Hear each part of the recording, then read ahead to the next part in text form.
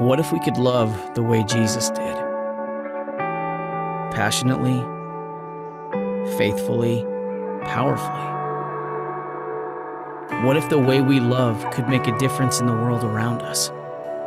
What if that love looked at everyone the way God does? A love which doesn't see the past, but is consumed by a desire to see people come to know Jesus. A love which is patient and kind, not envious or prideful. A love which puts others before ourselves, chooses peace over anger. A love which protects, trusts, hopes, perseveres. Do we love like this? Do we love like Jesus? Maybe it's time to ask a simple question. How can we love better?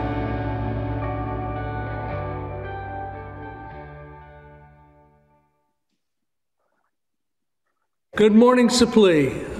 This is your pastor coming to you from the sanctuary. Welcome those who are also at home today. Before the service starts, ultimately, I have a couple of things that I need to share with you. Those of you who were watching last week noticed that I had a moment, maybe more than a moment. And in investigating that, Evie and I have been going a number of different directions, but we have gone through some tests already to see what's going on. It could have been last Sunday morning that I was having a TIA, and so we're checking that out. I've already had an MRI, and we're just going to look to see what is going on. And so in the interim, we're working out with Session a means by which I can stay at home more and just take care of myself to be sure that something isn't coming along that we know nothing about. So my goal for retirement is September, probably at the middle of the month. However, based on what I've just shared with you, that could change. But my hope is that I can do that. If by chance it doesn't work out, the session has been very supportive, and I know you will be as well. I love you as a congregation. I love you as my brother and sisters in Christ. And retiring will not be easy for me. It might be a joy for you. He's finally gone. But I appreciate each and every one of you. So this is not an easy season in life for me. And so if you would just give me the shepherding care that you always do, I would appreciate it. And I'll do as much as I can with what I have left. So thank you very much, and God bless you.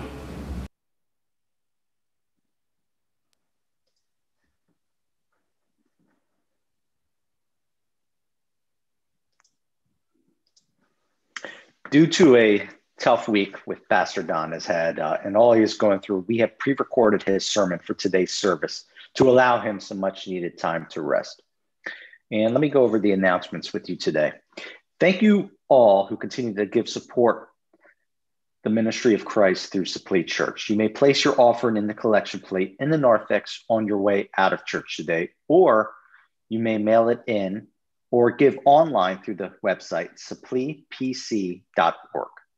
Also, since we don't have an in-person adult education classes where we would normally pass a basket around to receive donations for the mission of the month, you may support our missionaries via the same three options: the collection plate in the narthex, mail it into the church, or go to the supplypc.org website. Simply designate your contribution as Mission of the Month in the memo section.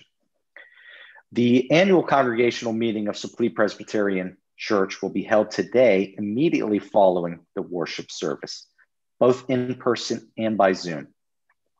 The purpose of the meeting is to review the reports of all the church committees and organizations and approve the pastor's terms of call and to transact all such businesses as may properly come before the meeting. In addition, there will be a meeting of the Supplee Memorial Presbyterian Church as a corporate body. The purpose of that meeting is to review the 2021 budget, receive the treasurer's report, and to transact all such business that may properly come before the meeting. Now, for everybody watching at home on YouTube, you'll need to click over to the Zoom link.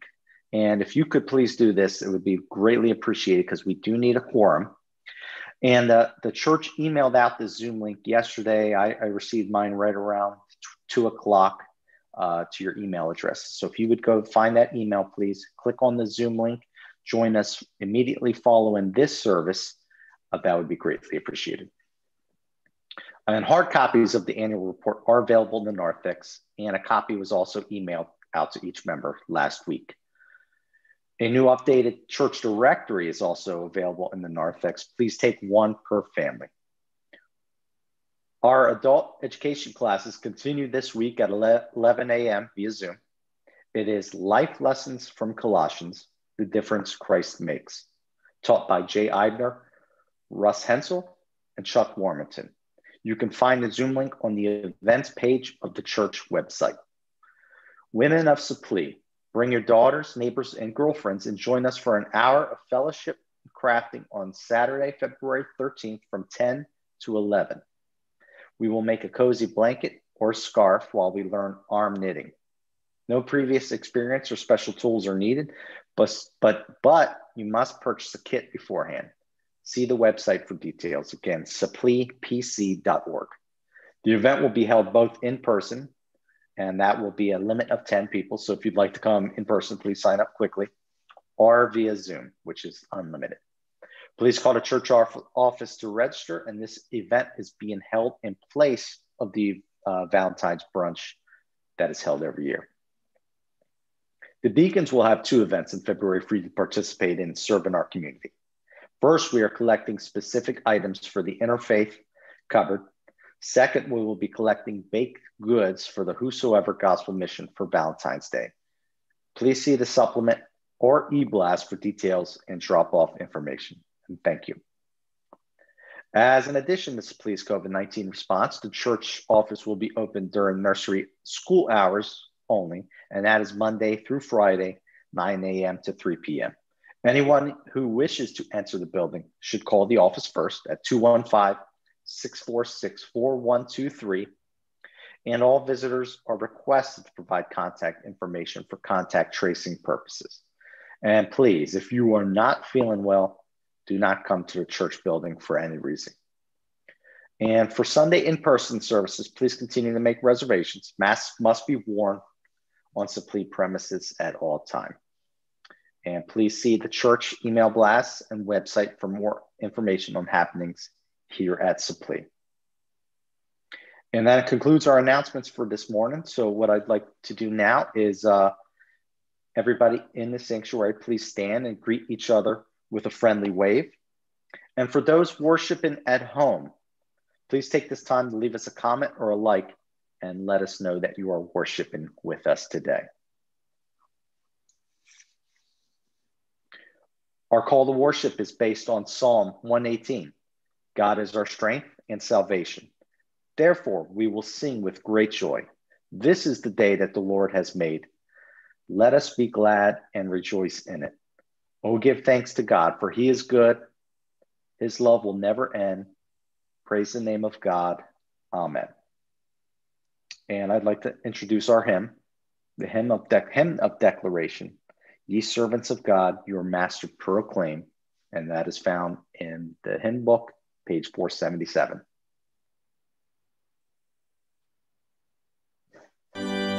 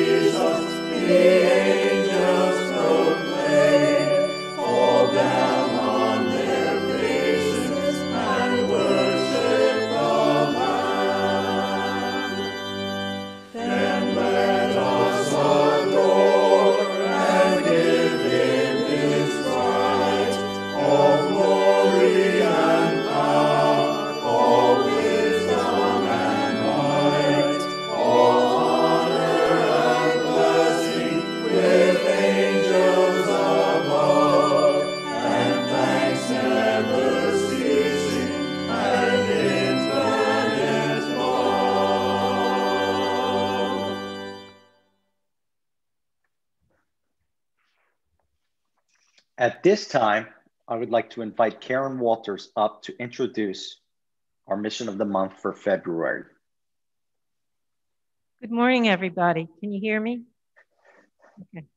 Leah Darwin is our missionary for the month of February. Last month, we heard from the Caresses, missionaries with Wycliffe Bible translators working with tribal people in the northern mountains of the Philippines. This month, our missionary also works in the Philippines, but with Cru International in the city of Manila. She hopes to be able to visit with us sometime this summer. Leah has 3 adult sons, all married. 2 of them live in Manila also, and she has a granddaughter there. Her 3rd son lives in Pittsburgh. He and his wife have a little boy and are expecting a baby in May. Leah hopes to be able to be there for the U.S. birth. Listen to her tell you about her work. Good day to you, my beloved brothers and sisters at Supply. I just want to thank you for continually being part of our lives and ministry here in Asia and the Philippines. What has the Lord been doing through our partnership? Well, as you know, this has been a crazy past year. But I pray that you and I are looking forward to God coming through and doing miraculous new things this 2021. I hope you all will get the vaccine, and I hope to get one too as soon as I get there in America, hopefully this summer for my furlough. Thus far, God has used me to be part of the Leadership Development and Human Resources Department of our seminary. The seminary is run by Campus Crusade for Christ, now called Cru International. I have been helping in the area of faculty care and staff development. Our seminary reaches out to about 23 to 30 countries in the band strip of the globe called 1040 window. These are countries that are mostly Hindu, Communist, Buddhist, and Muslim. And so it's been a privilege for me to be involved in the lives of people who would go back to these countries where I could never go and minister at and train these people. Most of our students, after they graduate from the seminary, become leaders of denominations because usually they're the only ones with a Master of Divinity degree after they come from our seminary. This past year has been very sad because as soon as the pandemic hit, the Board of Trustees of IGSL decided to repatriate all of our students. So 209 students of our school, the beloved students that we have, had to be put on planes, and there have been 1,001 miracles that God did in order to put them there. So all are being done now digitally, which is a sad thing for many of us faculty, because the greatest joy we have is to embrace and interact with these amazing students from different countries. But I want to share with you, I have about a minute and a half left, and that is the greatest joy I have had is the target area ministry we call in IGSL, which is our field ministry. My assignment is to teach a Community Bible Study International class. I started CBSI, or Community Bible Study International Philippines, in 2005 after I learned from there in Pennsylvania how to start one here. And since that class started in 2005, we now have about 62 adult classes, Bible study classes all over our country. But the one class that I have been teaching since 2005, we normally would have just 95 people to 100 people in our physical meeting. We met in a church for many years. But since the pandemic, when we restarted the school year in July, our 100 people became 300 people. Mostly the 200 that came were able to join because they don't battle with traffic anymore. Remember, our traffic in Manila is horrendous. So our traffic is gone because we meet in Zoom meetings. Zoom meetings is a blessing from God for the whole world. And so we were able to have 200 new people, mostly non-believers yet, or at least maybe believers of Christ. But many of our 200 new members have never opened the scriptures before. And as we study the Gospel of Mark, we will finish by March People have come to know the Lord and have been able to say, I never knew the Bible says these things. What? I can actually learn so much from the Bible, because here in my country, our people are mostly dependent on priests and pastors to have knowledge of Scripture. But this has been a joy for me to see 200 new people come to know the Lord personally and receive Him in the context of studying the Word themselves. I just want to thank you very much for allowing me to do these things here, and I hope to see you physically, Lord willing, this summer. That'll be a miracle. I love you. I thank you for being part of my life and ministry. God bless you. Hi, girls and boys. Today I'm in my basement workshop trying to fix something. You probably don't know what this is. In fact, your parents might not know what it is either, but I bet your grandparents do. It's an old record player. When I was a boy, this is what we used to listen to music on, and every teenager had one. It played 7-inch vinyl records with a big hole in the middle, like this.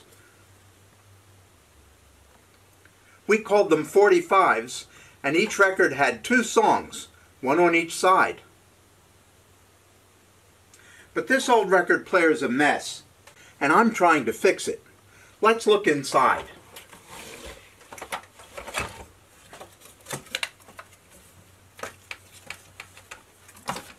These things are called tubes, and they always used to burn out. I'm going to have to replace all of those. There's a thing in here called a capacitor. I'm going to replace that too. Look how dirty the mechanism is. I'm going to take that apart and clean it and oil it. Then I'll put it all back together. Clean it up and we'll see what happens.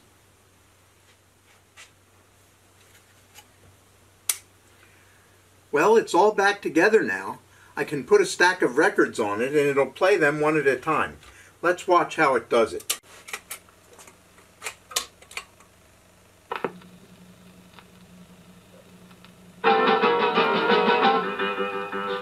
Baby, let me be your love chain back.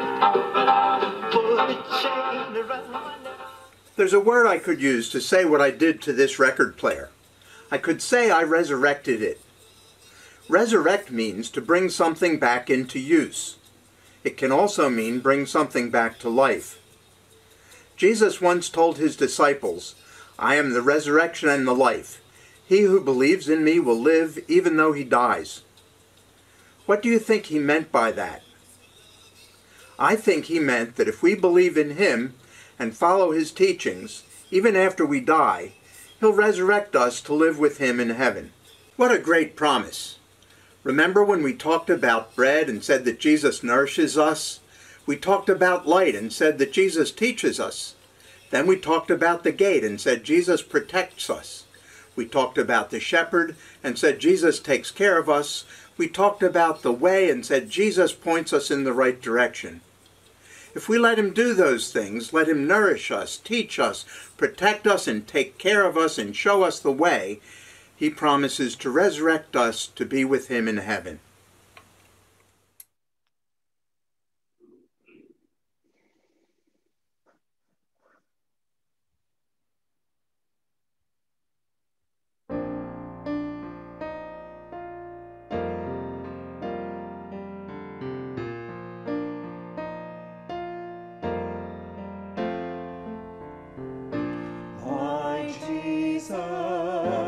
My Savior, Lord, there is none like you.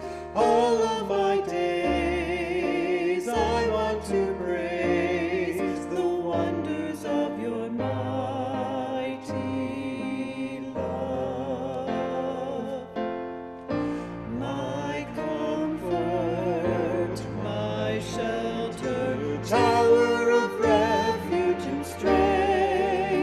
Let every breath, all that I am, never cease to worship you. Shout to the Lord, all the earth, let us sing. Power and majesty bring.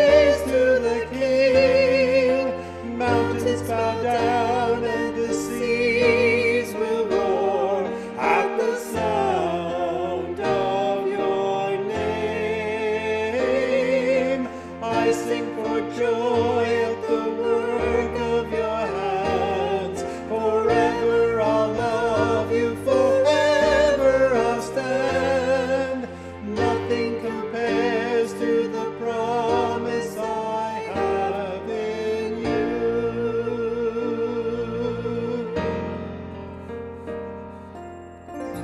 My Jesus, my Savior, Lord, there is none like you. All of my days I want to praise the wonders of your mighty love. My comfort, my shelter, tower of refuge and strength. Let every breath, all that I am, never cease to worship you. Shout to the Lord, all the earth, let us sing. Power and majesty, praise to the King. Mountains bow down and the seas will roar at the sound of your name. I sing for joy at the work of your hands. Forever I'll love you, forever I'll stand. Nothing compares to the promise I have. Nothing compares to the promise I have. Nothing compares to the promise I have in you.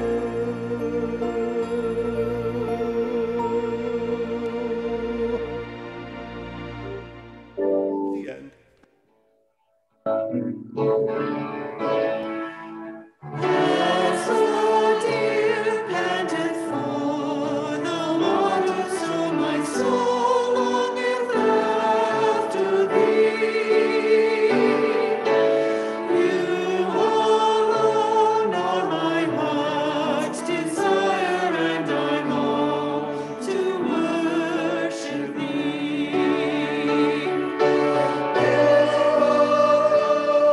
My strength, my shield, to you alone may my spirit yield. You alone are my heart's desire, and I long to worship thee. You're my friend and you are my brother, even though you are a king.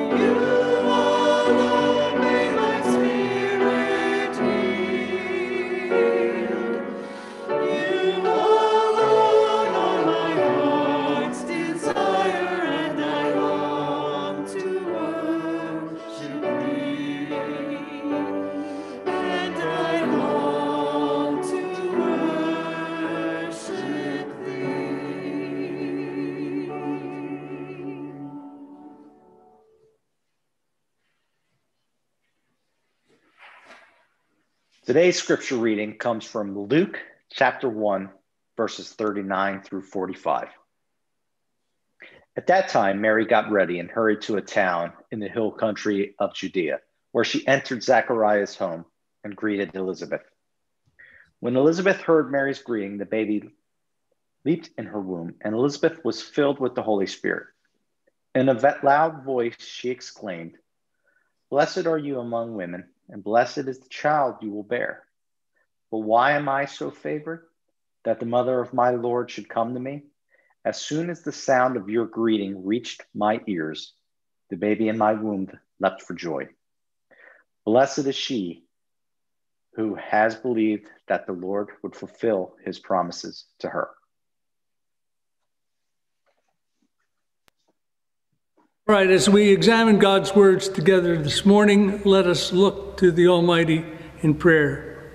Heavenly Father, pour down your Holy Spirit upon your people.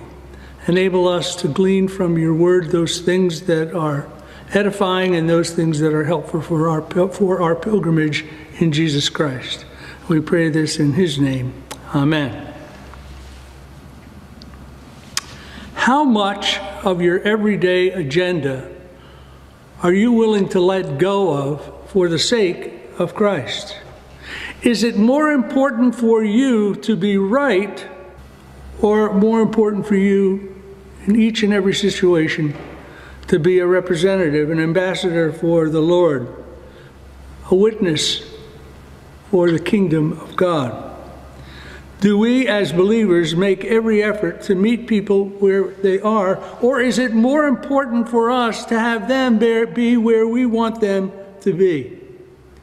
Think about the discussions and the situations that we've been involved in the last few months over things like masks, and over things like when school should be, and over things like restaurants as to whether we should be eating in them or not. Or what really is a quarantine? Is it 7 days? Is it 14 days? Is it 6 days? We have a lot of questions like that. And do we as believers make every effort to be kind and to be patient and to wait on people? Or are we more concerned about pointing out that this person or that person didn't have their mask on, or was within 6 feet of us instead of being beyond 6 feet? You need to know that these kinds of things rattle people and they shake people up.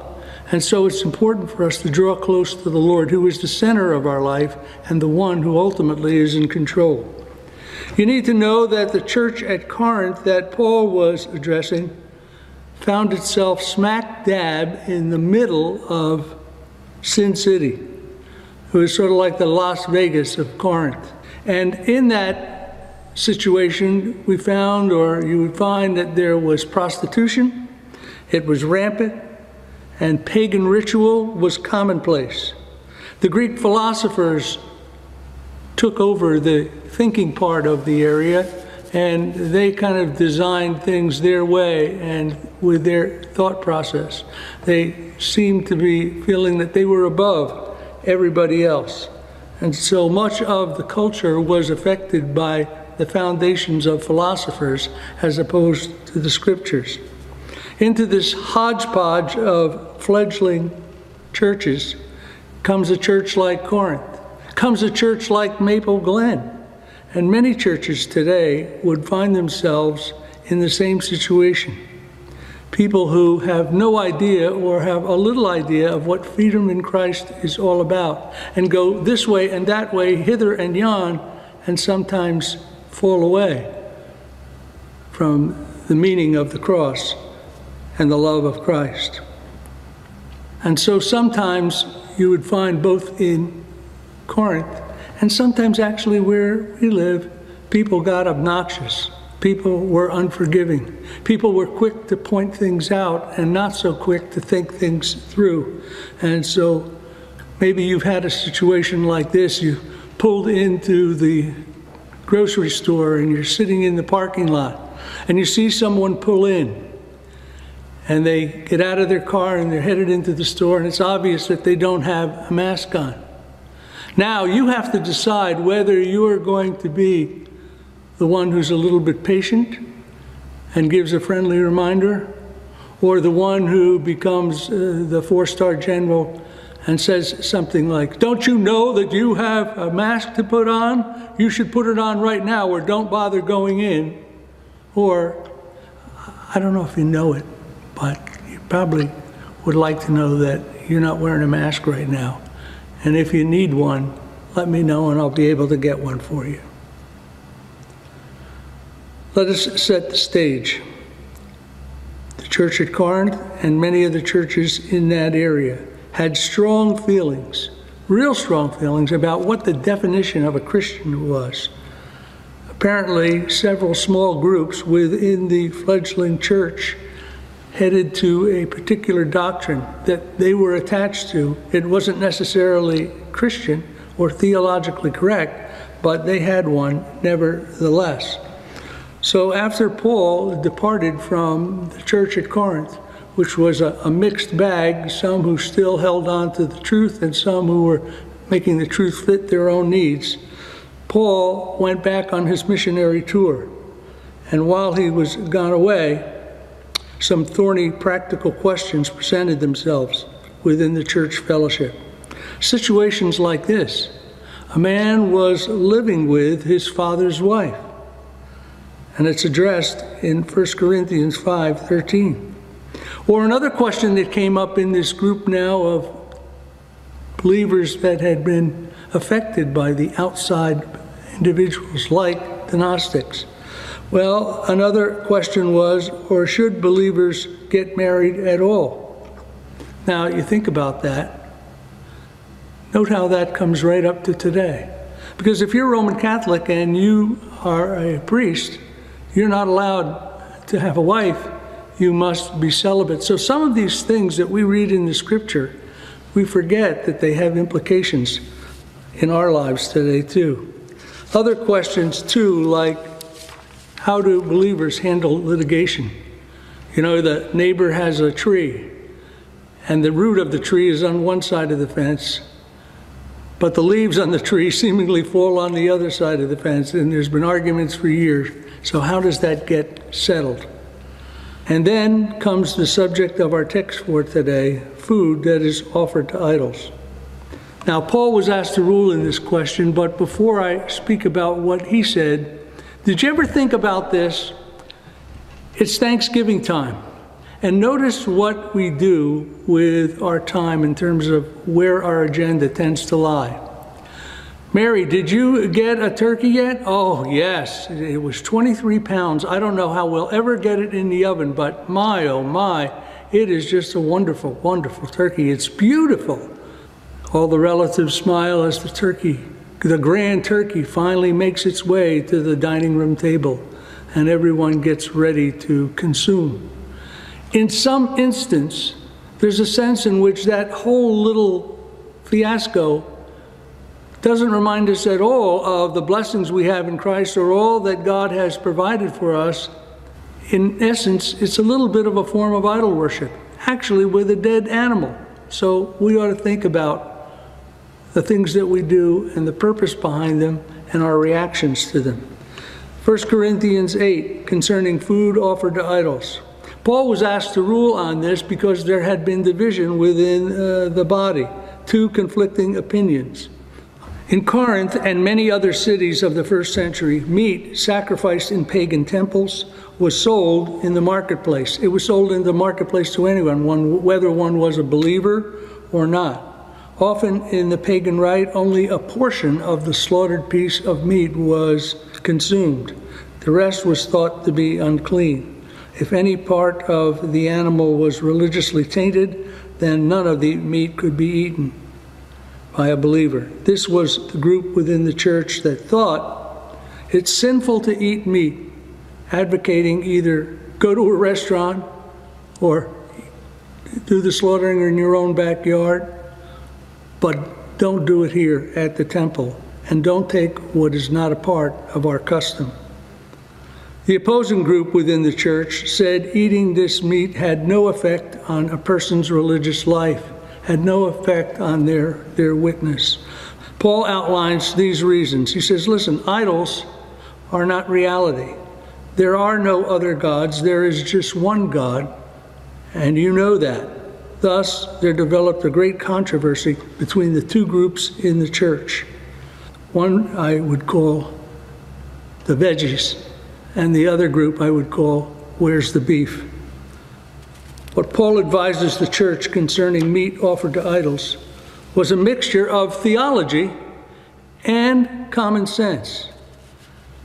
Meat does not matter in any ultimate sense. This meat offered to other gods is for illusion and has no effect on believers. Catch that? It had no effect on believers, this meat that was offered to other gods, because there was only one God, and that one God is our Lord and King.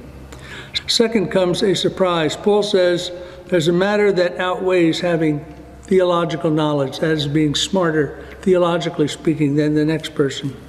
Consideration for others not having that strength of conviction is the greatest concern, the greatest choice to be made.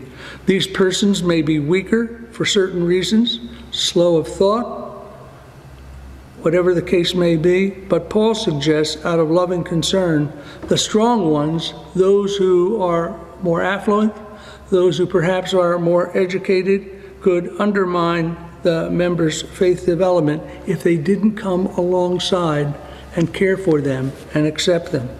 Paul knows that being right is not always the most helpful thing in building a community. Knowledge may be important, but it never surpasses the overwhelming principle of how Christians are to treat each other. Self-restraint, when done in love, builds the body. In the end, Paul would tell them being right is not as important as being loving. Isn't that true in our lives every day?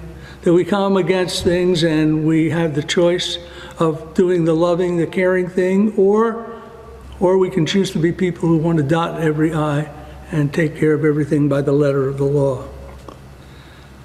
Self-restraint, when done in love, builds up the body. And in the end, Paul would tell anyone, being right is not as important as loving. That's a good adage for us, no matter what age we are. That doing the loving thing, the caring thing, takes precedence over always being right and always following the letter of the law. Which brings me to the application of today's sermon and Paul's point. His point and my point, it does not matter whether you barbecue or not, whether you are the consumer of quarter pounders or not, is not the issue. What is the issue is our witness or our lack of witness to the gospel. The choice of caring on behalf of Christ or having a lack of consideration for others. So Paul talks about three principles that evolve from his experience with the church at Corinth. The first is, what is safe or beneficial for one Christian may not be for the other. That's important to think about. What's good for Joe sitting in the pew with us may not be so good for me, or vice versa. And it's okay to remember that. In fact, it's helpful. In other words, we should be careful about proclamations and judgments we make about others, simply because their point of view may be different than ours. That's what ignited the whole situation in the Corinthian church, because they didn't take time to listen to one another, and they were easy prey for those outside of the faith. This is especially true of those, including myself, within the evangelical community, who sometimes look down our noses at others because maybe we know a few more verses of Scripture than they do, using the Scriptures as a cloak.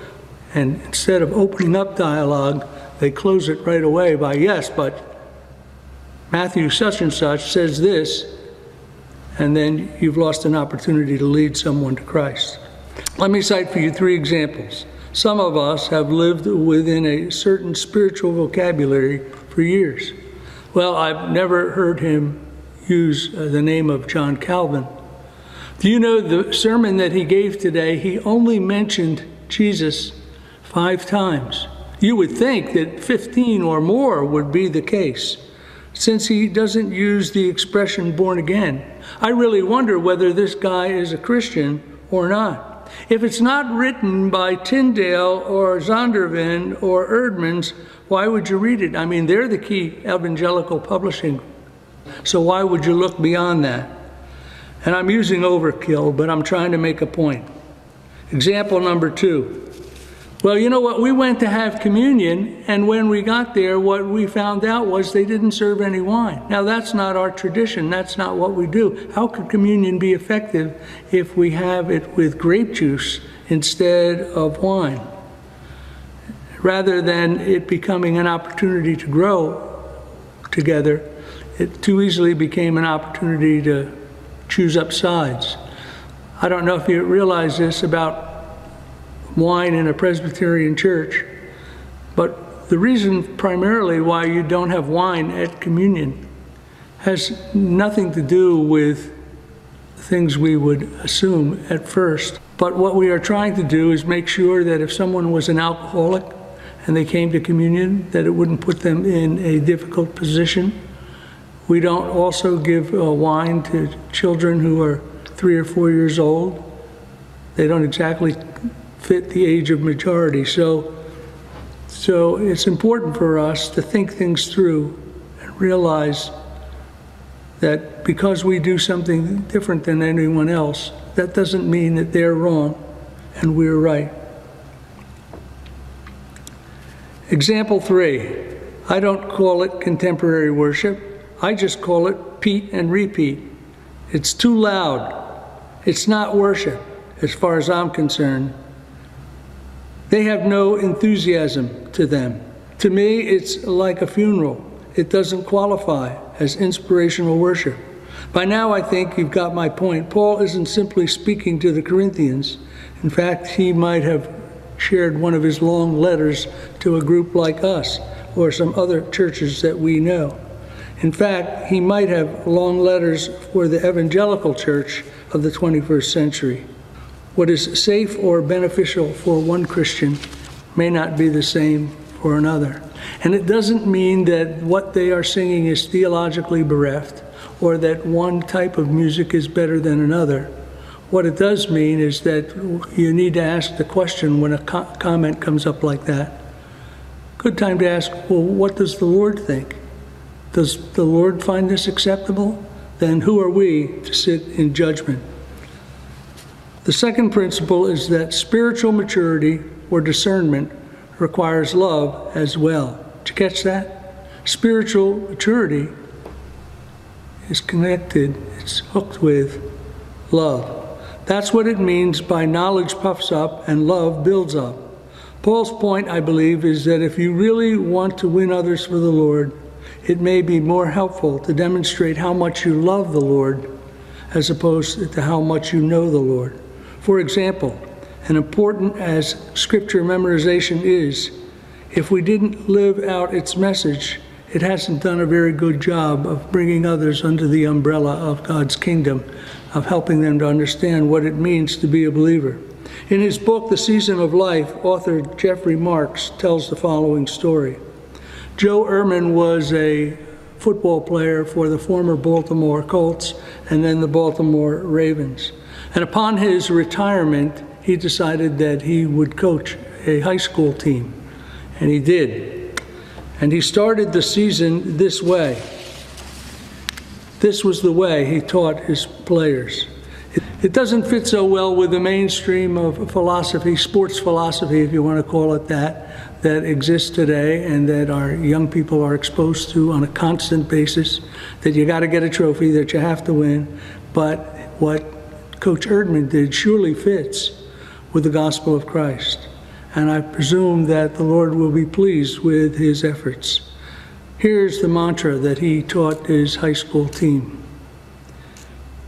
Team, what is our job as coaches? To love us. The boys yelled back. What is your job, coach? To love us back. To love each other.